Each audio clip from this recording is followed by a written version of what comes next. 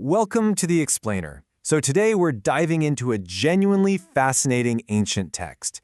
And look, it doesn't just glance up at the night sky and see twinkling lights. No, it treats the entire cosmos like this divine, hyper-precise mathematical blueprint.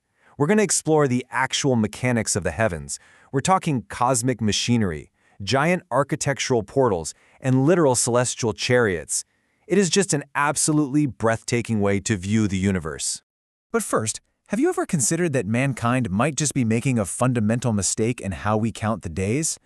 Well, according to this intricate ancient cosmology, humanity is completely off track, like totally miscalculating the years simply because we're blind to these intricate, hidden gears turning away in the background of the cosmic clockwork. Section 1. Mankind's mathematical mistake. The core of the whole problem boils down to a single number, 4.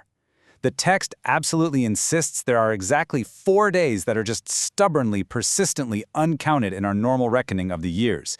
And because humanity just completely misses these 4 crucial days, our entire calculation of time is fundamentally flawed. So what actually are these 4 days? Well, the text defines them as intercalary days. Basically, these are 4 hidden days that absolutely cannot be separated from their rightful places in the cosmic sequence. According to the source, they are absolutely critical for serving the complete harmony of the years. And what's really wild is that these days are intimately tied to the leaders of the heads of the thousands. These are powerful entities who oversee literally all of creation and all the stars, working right alongside these 4 hidden days to keep the entire universe perfectly on track.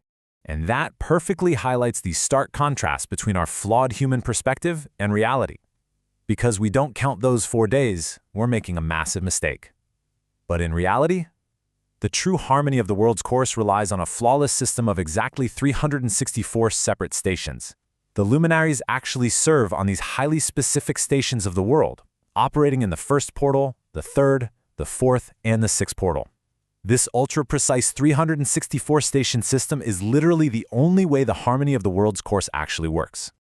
Section 2. Uriel, the Cosmic Manager. Now, to manage a massive system of 364 stations, you obviously need a manager, right? Enter the angel Uriel.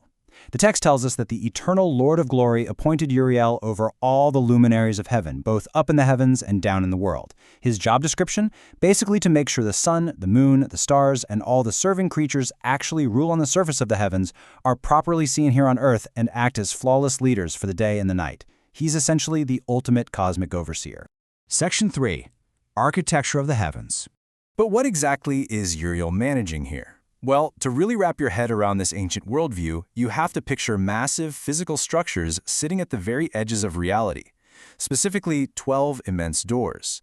The text describes seeing these 12 doors firmly located in the heavens, positioned way out at the extreme ends of the earth, stretching all the way from the east to the west. And listen, these aren't just decorative doors, okay? They're highly functional cosmic portals. Just think about the immense scale of what comes pouring out of them. Through these 12 doors emerge the sun, the moon, the stars, and all the deeds of heaven. But it doesn't even stop at light. These architectural portals are actually the origin points for the winds and for the spirit of the dew, standing wide open up in the heavens right at their destined times. Right alongside these massive doors, the cosmic architecture also features all these window openings located to the left and to the right, and the mechanics here are incredibly specialized. For instance, the text notes that just one specific window, in its exact designated time, produces warmth. Meanwhile, you've got other portals existing specifically for the stars to come forth exactly as commanded, and then for them to set according to their strict mathematical number. Okay, so let's recap. We've got 364 stations, 12 massive doors at the ends of the earth, and specific windows for warmth and stars. But here is the million-dollar question. How do the sun, the moon, and the stars actually travel between all these portals? I mean, they aren't just floating around randomly. They require a highly specific, highly mechanical transit system. Section 4. Mechanics of celestial chariots. And that brings us to the most dynamic part of this whole explainer. We're shifting from static architecture to literal, moving vehicles. The main event here is how the chariot of the sun actually operates. Uriel reveals this highly mechanical, step-by-step process. First, the chariot of the sun physically runs its designated circuit. Second, there are precisely 12 openings integrated right into the circuit of this chariot.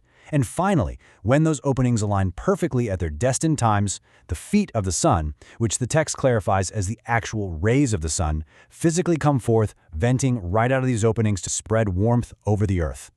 It's literally an image of a complex moving machine opening its vents to heat the world. Crazy, right? And this huge piece of machinery isn't just confined to a single track. These vehicles are operating dynamically everywhere. The narrator describes actually seeing chariots in heaven, actively running in the world, both above and below those massive structural portals we talked about a minute ago. It's essentially a multi-layered, three-dimensional transit system for the entire cosmos. Furthermore, all the serving creatures keep their exact courses inside all these chariots of heaven. And it gets even more specific. The text notes that inside these chariots, the unique stars that never set are turning. Like they are being physically carried and continuously rotated by this divine machinery purely to ensure they never ever drop below the horizon. Section 5. The Grandest Chariot. Now, let's slow down for just a second, because there is one ultimate, final piece to this cosmic machinery. The text leaves us with this incredible cinematic image. Amidst this whole massive network of vehicles running above and below the portals, carrying the sun, the moon, and the stars, quote, and one Sangreshi is greater than all, and this one courses through the whole world. I mean, just picture the sheer scale of that. A singular, massive celestial mechanism, larger than all the rest, driving the momentum of the entire world's course. So we've explored hidden days, architectural portals, and a sky totally filled with mechanical chariots overseen by an angel. But I really want to leave you with this final thought to chew on. What does this ancient desire for strict mathematical and mechanical perfection in the skies tell us about human curiosity today? Think about it. Thousands of years ago, humanity looked up and envisioned a perfectly engineered machine. And today, we build massive telescopes to look for the exact same underlying order. Are we really so different from the ancient minds who envisioned Uriel's grand chariot? Thanks so much for joining me for this explainer, and definitely keep questioning the mechanics of the world around you.